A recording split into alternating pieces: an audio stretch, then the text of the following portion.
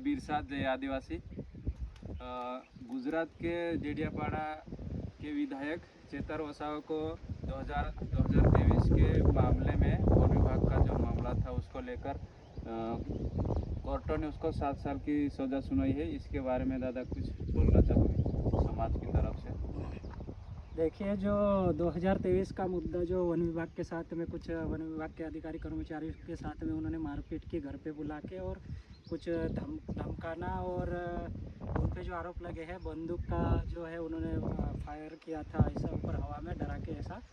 लेकिन जहाँ तक हम मानते हैं कि ये जो जिस मुद्दे के तहत उनको फंसाया गया है ये बेबुनियाद मुद्दा है, क्योंकि मामला आदिवासी वन जमीन संबंधित है। तो हम ये बोलना चाहते हैं कि वनों के ऊपर जो नीतियाँ बनी है वो 1864 के बाद में बनी। जो बर्मा से कोई एक अधिकारी था उसको इंडिया में ब्रिटिश रूल में बुला के उसको फॉरेस्ट पॉलिसी बनाने का काम सौंपा गया। लेकिन हम ये बोलना चाहते हैं कि आदिवासियों का जो जंगलों में जो उनका वास्तव्य रहा है या फिर उनका वनों में जो निवास स्थान रहा है वो 1864 के बाद का नहीं है, ना तो आज़ादी के बाद का है। ये तो सदियों से हजारों सालों से जो आदिवासी वनों में प्रकृति के अंदर पर्यावरण के साथ में तालमेल बिठा के, प्रकृति के साथ में तालमेल बिठा के, वहाँ के वन्यजीवों से तालमेल बिठा के जो है जंगलों में जो है वो रहते आए हैं। और जितना प्रकृति का संरक्षण और वनों का संरक्षण या उसका संवर्धन जितना इस देश में या दुनिया में भी बोलो आदिवासी कर सकता उतना वन विभाग भी नहीं कर सकता। हम लोग देख रहे हैं कि पिछले कई सालों से वन विभाग का इस क्षेत्र में जो है इन्होंने डाला है, लेकिन वनों को कितना डेवलप किया है। हाँ, क्योंकि आदिवासी जितना उसको ज़रूरत से ज़्यादा नहीं लेता है, वो कभी भी सूखी लकड़ी अपनी आवश्यकता के हिसाब से लाता है और पेड़ को उखाड़ के कभी काटता नहीं है। डालियाँ छाट देगा तो नई डालियाँ उसको और लगेगा। ये प्रकृतिवादी विचारधारा का समुदाय रहा है।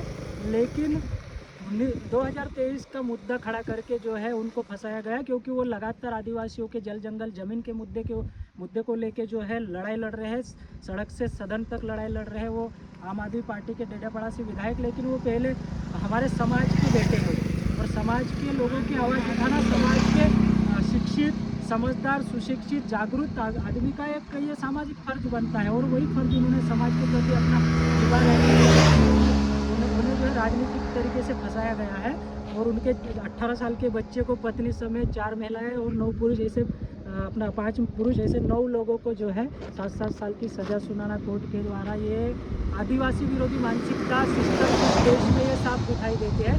क्योंकि 2023 का वन जमीन से संबंधित मामला है, लेकिन आदिवासियों के साथ में ऐतिहासिक अन्याय हुआ। इस बात को संसद ने मान के जो है 13/12/2005 के पूर्व से वनों में काबिज, जंगलों में काबिज आदिवासियों को वन भूमि के पट्टे देने का जब कानून बना इस देश में, तो फॉरेस्ट की पहली ड्यूटी बनती है कि भाई जो भी वहाँ पे जिसका अतिक्रमण है मान लो जाए वो ज़मीन को जोत के खा रहा है, जो खेड़ के खा रहा है, तो वहाँ पे जाके देखना चाहिए कि भाई उसके पास में उसकी दंड रसीद क्या है, कब से कब्जा है उसका, 2005 से पहले का है, तो उसको वो मॉनिटरिंग करके जो है ग्राम सभा में जो दावे ऑडिट करके जो है आगे जिले पे कलेक्टर को जो है एसडीएम को जो है वो उसमें प्रोसेस में वो मदद करना चाहिए।